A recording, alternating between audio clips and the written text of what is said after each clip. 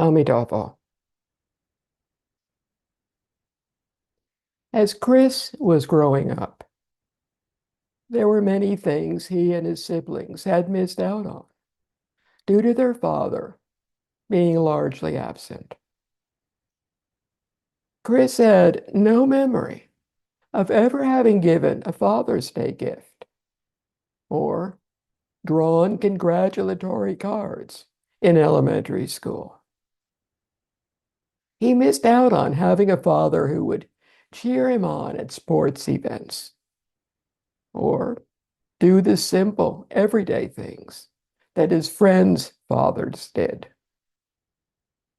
Importantly, he missed out on being given wise advice that taught Black children how to survive in an often hostile, prejudiced world. What Chris and his siblings did have was a man who occasionally wandered into their lives, only to yet again drift out of them. A man who seemed to care more about drugs than his family. Over time, Chris became increasingly angry with this troubled man who was a father in name only. When Chris had children of his own, he would protect and love them. But despite his simmering anger, Chris gradually began to view his unsettled parent in a larger context. As he explained, quote, I began the long process of forgiving when I realized him as more than a character in my story. My father was a human being in his own drama, end quote. Yes, the man had greatly harmed his family, but Chris realized that if he was to have any chance of healing himself and helping his siblings do likewise, he needed to understand his father and forgive him. In all likelihood, his father did not decide the first time he used drugs that he would become addicted. Nor had he likely woken up one day and told himself that he preferred being an addict to being a good parent. It was far more likely that he was a man in pain who wanted his suffering to stop. A man who got to that point in life because of his experiences and disappointments. He was not a blank slate who only began making choices at the birth of his son, and whose whole life after that event was a series of decisions and actions based solely on his parental role. It wasn't that he was failing as a father. He was failing as a human being. Once Chris began to see this larger picture of a man whose life was tragically crumbling around him, Chris began to feel sympathy for his father. Life was a gift, one that his father was squandering, after the gift of life was that of learning and growing. Chris hoped for his father to change because he was a human being, and as such, he deserved a chance to redeem himself and find happiness and peace.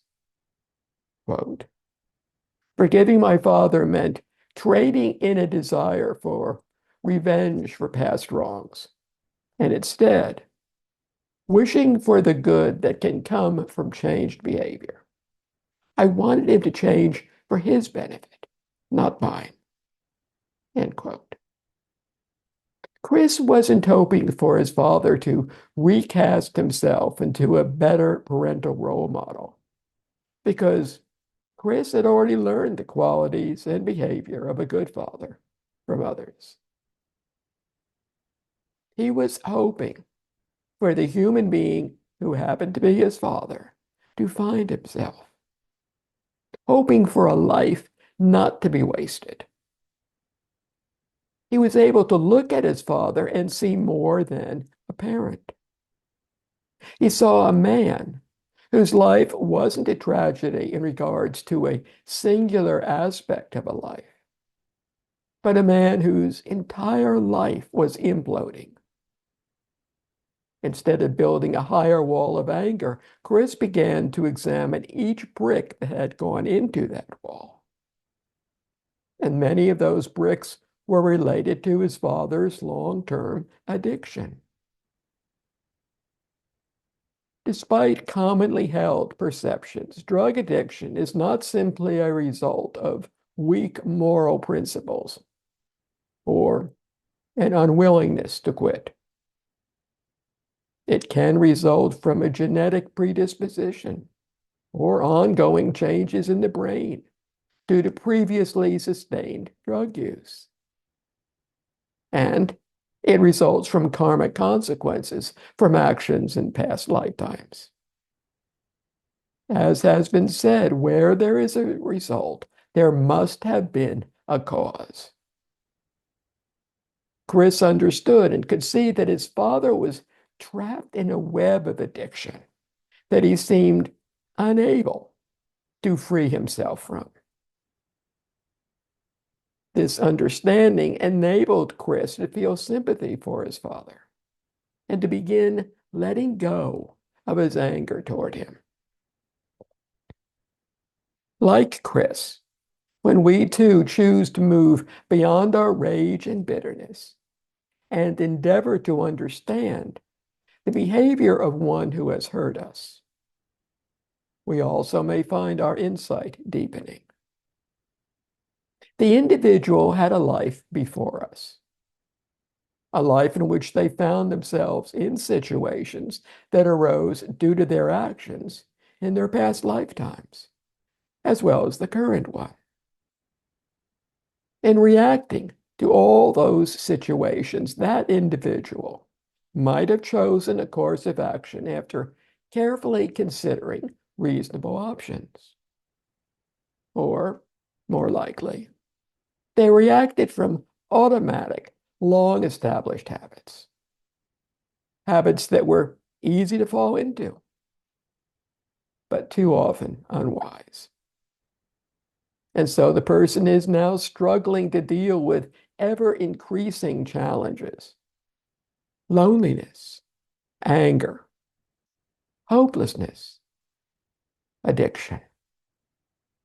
Then we come along. We enter a life when the person is already losing ground in the face of daily struggles. Since we don't know what is going on, we can't understand why the individual is acting in such a self-destructive way. But feeling the blowback from their behavior, we react. Perhaps after a carefully considered analysis of reasonable options. Or more likely, from those automatic, long-established habits that are easy to commit, but too often unwise. How do we break this pattern? With understanding and sympathy. Chris came to understand that his father's drug addiction had nothing to do with his son. Drugs had entered his father's life before Chris was born.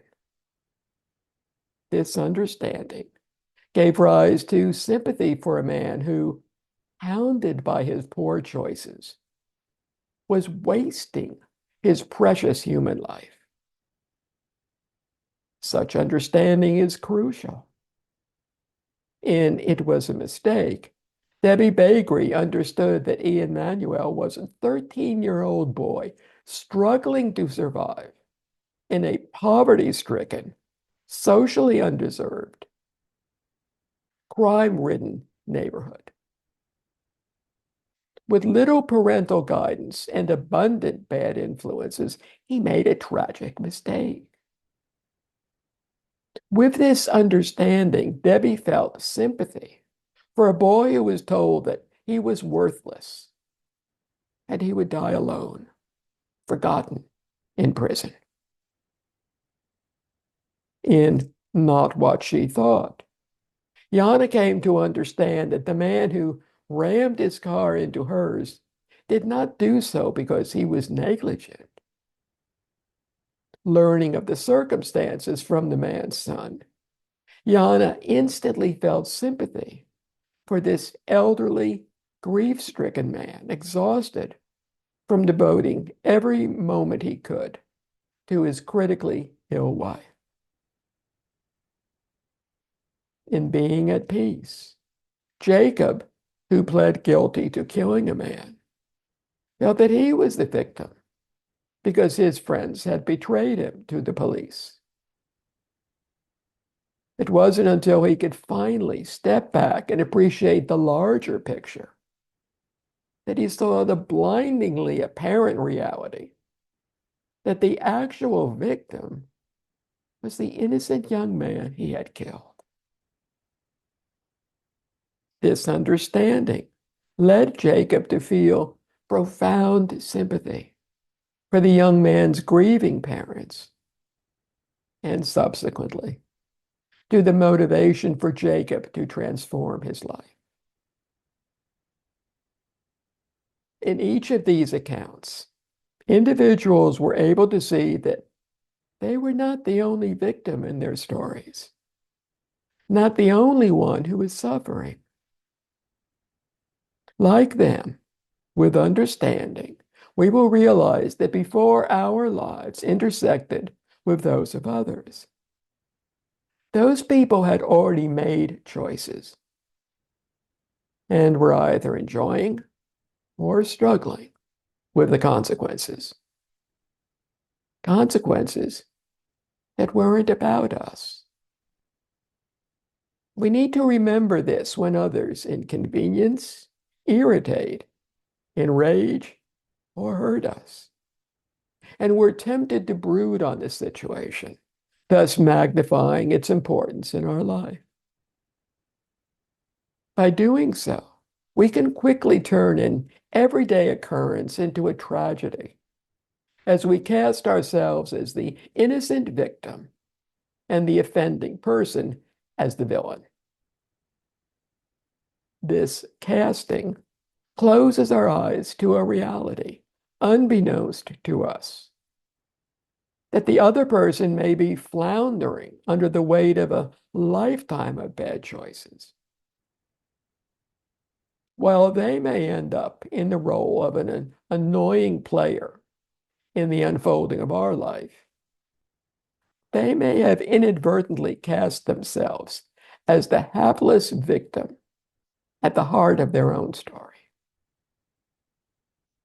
As Chris said, his father wasn't just a character in Chris's life, but a human being in his own drama. With understanding, we will appreciate that while others may participate in our story as a walk-on player or even a central character, the person is the main character in their own story, their own play. At the risk of overdoing this literary analogy, we all know that life is not a comedy. For many, life is a mixture of drama interspersed with brief interludes of calm and hopefully happiness. Before we became players in each other's life story, we each had our own earlier experiences and happenings, our own history. Choices that affect their futures were already made before we showed up. So while those choices impact us, they weren't about us. They weren't personal. They aren't personal. Those who infuriate, annoy, and hurt us may be contentious actors in our lives. But as writers of our own story, we still have choices as to how it will play out from here. We can choose to continue allowing their actions to impact us negatively, or we can choose to do something very differently from here out. We can reject reacting with anger and choose understanding. The bad choices that they initiated formally have a vice-like hold on them and are unable to free themselves. They continue to suffer. With such understanding, we can then reject retaliation and choose sympathy.